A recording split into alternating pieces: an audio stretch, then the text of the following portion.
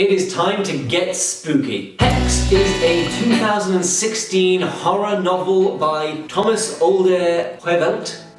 I'm not too sure on the pronunciation, please forgive me and correct me in the comments if I'm getting it wrong. But a fellow Thomas, I can relate to one of my kin. Full disclosure, it has been quite a while since I actually read this book, so I can't quite remember a lot of the characters' names and the details, but what I can remember is how this book made me feel. And given that it is October, the spookiest time of year, I thought a review of a horror book felt thematic, so that is what we're doing today. HEX tells the story of a town called Black Spring, a town with a supernatural secret. This town is cursed, haunted by the spectre of a witch with her eyes and mouth sewn shut. This witch randomly appears throughout the town and disappears, and people have been living with this curse for so long that essentially the town's whole infrastructure is built around making sure that people stay out of the way of the witch. Unable to find any solution for breaking the curse or defeating the witch, the townsfolk have just begun to live with it. However, everything changed when the Fire Nation attacked. However, everything changes when some teenagers pull what is half prank, half science experiment, revealing that the witch is walking a set path every day. They put an obstacle in one of the places they have seen her appear, and she walks into it, disrupting her usual pattern. From this incident, more disruptions begin to occur. Strange things start happening in the town. We follow someone who is high up on the town council, we follow the local teens, we follow a local farmer, and a few other locals as well. Very much an ensemble cast, but truly every character is overshadowed by this looming presence of the Black Rock Witch. One thing I really like that stood out to me about this book is we are not given the explanation to begin with. To begin with, there is, I think in the first chapter from memory, we're with this local farmer, and he talks about throwing a rug over an old woman in the corner who I believe he calls grandma or some such thing, which struck me as a reader as super weird, like just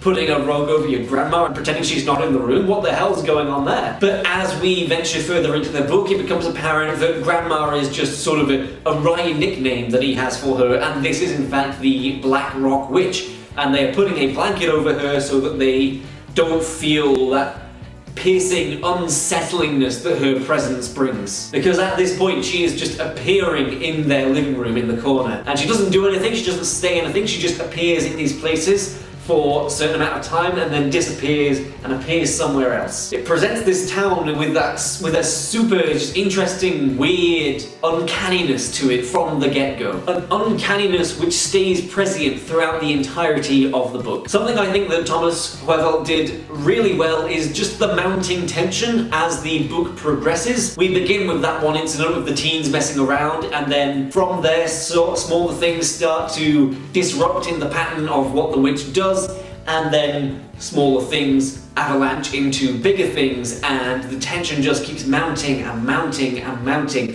And it can be hard to do that, to write a lot of tension where the payoff doesn't come until the very end, to hold off and leave that till the very climax. But Thomas Heuveldt really manages that balancing act, because the entire time reading this book I was fully gripped, fully invested in being on that cusp of everything just going to chaos and not quite being there, but knowing that that is coming later down the line. I got fully sucked into the universe, to the world and the characters that we are presented with. I really enjoyed seeing the way that the townsfolk act, the way that some of them are so desperate to either do something about the witch or desperate to not do anything, who are convinced that no, if we do anything then that's going to disrupt her, that's going to make her angry, and we're all going to suffer for it. We learn throughout the course of the book that so many people have tried to escape this town and its curse and have suffered. Many things have tried and failed in the past, so there is a sense of despair and hopelessness. What could we possibly try now that we haven't already tried? Seems very much that nothing can work. With some of the townsfolk, paranoia begins to set in. They begin to freak out, act erratically. They begin breaking through their morals in the interest of self-preservation. Some of them seeking ways to destroy the witch once and for all. Some of them thinking that if they form a bond with the witch, an alliance, then maybe when everything goes to pieces, they will be spared. The fragile strings holding this town together in some semblance of peace, one by one, begin to fray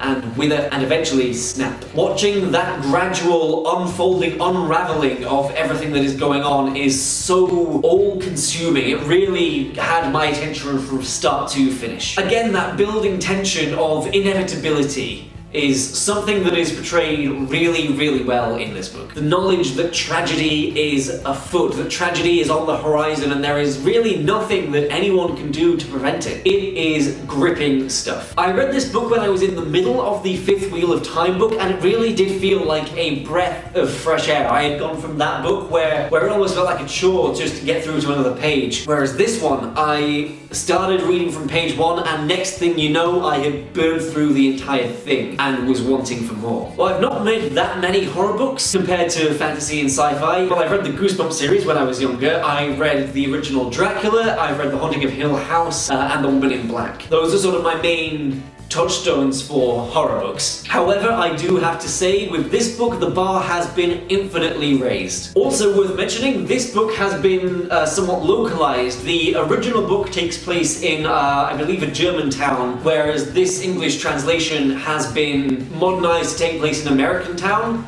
and I could not tell, so they did a very good job smoothly changing the location of this book. I would love to see if they one day made like a movie or a film of this. I think that would be really cool. However, even if they never do, the book itself is thrilling enough that I highly recommend it to anyone who is interested in reading a bit of horror. As I said, been a while since I actually sat down and read it, so this wasn't as detailed of a review as I would usually do. Nonetheless, I can still say with certainty that I thoroughly loved HEX, and I will definitely be checking out, if I can, some more by Thomas Swivel. And again, I'm so sorry if I'm saying his name wrong. Please, please correct me if that is the case. So those are my thoughts on HEX. Please let me know in the comments if you have read this book, what you thought about it. If you like this video, then like it. And if you want to see more from me, then do feel free to click that subscribe button. That's it from me today, so thank you all so much for watching this video. And as always, I will see you in my next one.